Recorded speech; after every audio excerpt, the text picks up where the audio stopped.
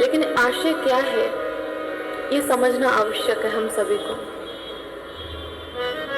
अयोध्या के राजा थे त्रिशंकु और इनके पुत्र का नाम था सत्यवादी राजा हरिश्चंद्र।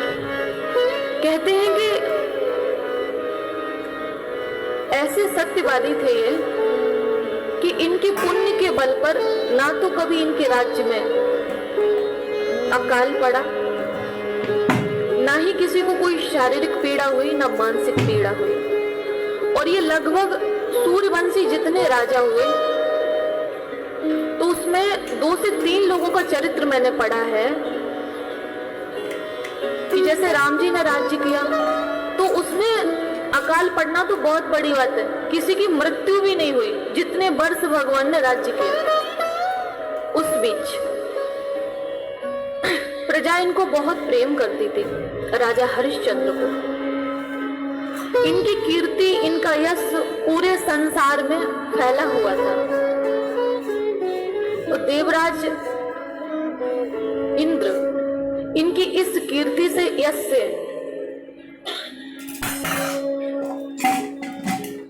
बहुत ज्यादा ईर्ष्या करते थे। तो नारद जी जब भी जाते थे तो देवराज इंद्र से कहा कि भाई धरती पे तो राजा हरिश्चंद्र जैसा कोई दानवीर अब तक कोई पैदा नहीं हुआ और शायद होगा भी नहीं। बोले आप कोई तप करने बैठ जाए तो अप्सरा को भेज देते हो, कोई तप करने बैठे भले वो भगवत प्राप्ति के लिए बैठे, लेकिन आप अप्सरा को भेज देते हो कि हमारा राज्य न चला जाए, कोई हमारे पद को न छीन ले। लेकिन राजा हरिश्चंद्र ऐसे नहीं है, सबको दान करते हैं, प्रजा का पालन कर रहे हैं। ऐसे सत्यनिष्ठ राजा आज तक हमने इस धरती पर नहीं देखे। अब देवराज इंद्र को ईर्ष्या हुई और इन्होंने विश्वामित्र से कहा कि राजा की परीक्षा लेनी चाहिए। अब उन्होंने अपने तप के बल पर स्वप्न में राजा हरिश्चंद्र से संपूर्ण संपत्ति को ले लिया। छत्र सम्राट थे, पूरी धरती के मालिक। सवेरा हुआ तो वो अपनी पत्नी, 2 नाम आए, शैब्या और तारा, आप कोई भी मान लो, तो वो अपनी पत्नी शैब्या को बताने लगे कि शैब्या, मैंने रात में स्वप्न देखा कि विश्वामित्र जी को मैंने अपना संपूर्ण राज्य दे दिया है दान में। इतना कह ही रहे थे कि विश्वामित्र जी उनके दरबार में आ गए। बोले राजन, तुमने अपना हमें राज्य दान में दे दिया है, क्या तुम्हें ज्ञात नहीं है?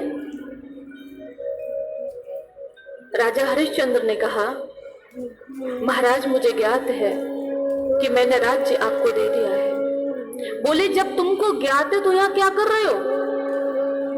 घर छोड़ो और आगे बढ़ो। अपनी पत्नी का साथ लिया, अपने बच्चा रोहिताश्व को लिया और घर से चल दिए। बोले ऐसे नहीं जा सकते हो, अभी राज्य दिया है, अभी दक्षिणा तो दो, बिना दक्षिणा दिए नहीं जा सकते। स्वर्ण की मुद्राएं मांग ली। महाराज आप जानते हो कि अब मेरे पास कुछ नहीं बचा है सिवाय मेरे, अब हम आपको दक्षिणा कहां से दें? बोले वो तुम्हारी समस्या है, मेरी नहीं। राज्य में अब तुम्हारे पास फूटी कौड़ी भी नहीं बची है, अब तुम कैसे दोगे, कहां से दोगे, ये तुम्हारे ऊपर निर्भर करता है, लेकिन हमको चाहिए। ऐसे सत्यवादी राजा, मैंने ऐसी कथा आज तक नहीं पढ़ी कि आंखों में आंसू आ जाते हैं। इस कथा को जब भी भावनाओं में लेकर आओ तो आंखें नम हो जाती हैं। राजा ने अपनी पत्नी से कहा कि परीक्षा का समय है, मैंने जीवन भर धर्म का पालन किया है, धर्म के पथ पे चला हूं। आज अगर मैं ऐसा नहीं करता हूं तो हमारा धर्म चला जाएगा, और जिस व्यक्ति के पास धर्म नहीं है वो तो जीते जी मरे के समान है। और वैसे भी शास्त्र कहते धर्मेण ही ना पशु भी समान है, वो तो पशु के समान है। आप हमारा साथ दो, हमारे साथ चलो। कहते हैं कि संपूर्ण धरती में कोई स्थान नहीं था काशी छोड़ के, क्योंकि काशी कहते हैं कि इस धरती में नहीं आती है, वो शिव जी के त्रिशूल पे बसी है। शायद आप लोगों को पता होगा, शिव जी के त्रिशूल पे। तो इसलिए काशी जाने का उन्होंने निश्चय किया, क्योंकि उनको दक्षिणा देने के लिए स्वर्ण मुद्राएं जो थी। काशी में गए और एक घाट पे खड़े हो जाते हैं और कह रहे हैं कि कोई मुझे ले ले, कोई मुझे खरीद ले, उसके बदले हमें इतनी स्वर्ण मुद्राएं दे दे ताकि हम अपने धर्म का पालन कर सकें। एक छत्र सम्राट बिकने के लिए खड़ा है, धर्म के लिए। आज हम छोटे छोटे संकट में,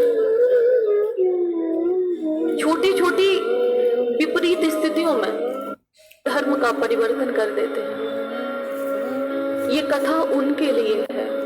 भगवान गीता में कहते हैं, अर्जुन, जिसका जिस धर्म में कल्याण होगा उसको मैंने उसी धर्म में उत्पन्न किया है। अगर मनुष्य धर्म परिवर्तन करता है तो कहीं ना कहीं वह उत्पन्न करने योग्य, मरने के बाद वो अधोगति को जाएगा। अगर हमारा ब्राह्मण कुल में उद्धार होगा तो हमारा जन्म भगवान ने उसी में दिया है। अगर हम अपना ये ब्राह्मण कुल छोड़कर अन्य किसी कुल में जा रहे हैं, अन्य किसी पंथ या मजहब में जा रहे हैं, तो कहीं ना कहीं मान लो कि पतन का कारण है। तो इस छोटे से निवेदन से सबसे प्रार्थना है, यूट्यूब के माध्यम से जो भी सुन रहे हैं, सबसे एक निवेदन है कि अपने धर्म में स्थित रहिए। ऐसी कोई गलती भावनाओं में बहकर ना हो तो जीवन भर पछताना पड़े और मरने के बाद भी नरक में जाओ। तो राजा धर्म रक्षा हेतु खड़े हैं कि कोई मुझे ले ले। तो एक ब्राह्मण देव आए हैं, उन्होंने कहा, तुम्हारा तो हमारे पास कोई काम नहीं है, हाँ गृह कार्य हेतु हमको आपकी स्त्री की आवश्यकता है, अगर ये दासी का कार्य कर सकती है तो। राजा ने अपनी रानी की ओर देखा कि घर में इतने दास दासी लगे थे और आज ये दासी का कार्य करेंगे, लेकिन नहीं, धर्म आगे आ गया, धर्म की रक्षा करनी है। राजा हरिश्चंद्र ने ब्राह्मण देव को अपनी पत्नी को दे दिया, और पत्नी भी देखी कि पत्नी भी साथ दे रही है, वो जा रही है, साथ में बेटा भी चला गया। अब राजा अपनी बोली लगा रहे हैं कि कोई मुझे ले ले, जो जो कार्य बताएगा वो मैं करूंगा, लेकिन मुझे कोई खरीद ले। तो एक चांडाल राजा हरिश्चंद्र को खरीद लेता है, कहता है कि मैं तुमको इतनी स्वर्ण मुद्राएं तो दूंगा, करीब 1000 स्वर्ण मुद्राएं मांगी थी, मैं दूंगा, लेकिन एक शर्त पे। बोले तुम्हें चांडाल का, तुम्हें शमशान में कर मांगकर मृत शरीर को जलाना होगा, मतलब जो भी जलाने आएगा उससे तुम कर मांगोगे, जब वो कर देगा तब तुम उस शरीर को जलने दोगे। आज राजा ने इस कार्य को भी स्वीकार किया, क्यों? धर्म की रक्षा हेतु। एक इसी कथा में मैं छोटा सा निवेदन करती हूँ कि जब लक्ष्मण भैया को शक्ति लगी तो हनुमान जी के द्वारा सुखेन वैद्य लंका से बुला लिए गए, पूरा घर सहित उठा लाए हनुमान जी। तो सुखेन वैद्य ने, एक रामायण में मैंने पढ़ा, राम जी से कहा, क्योंकि ये कथा मैं इसलिए बोल रही हूँ कि ये भी सूर्यवंशी राजा थे और राजा हरिश्चंद्र भी सूर्यवंशी हैं, वंश एक ही है। तो उन्होंने कहा कि हे राम, आप मर्यादा पुरुषोत्तम राम हैं, मैं आपके शत्रु का वैद्य हूँ, यदि शत्रु के विपरीत जाकर मैं इलाज करता हूँ आपके भाई लखन का, तो क्या इसमें मेरा धर्म नहीं जाता है? आप तो धर्म के ज्ञाता हैं, आप धर्मज्ञ हैं, आप बताइए क्या मैं ये सही कर रहा हूँ? क्या ये धर्म नहीं जा रहा है? ये धर्म का काम है।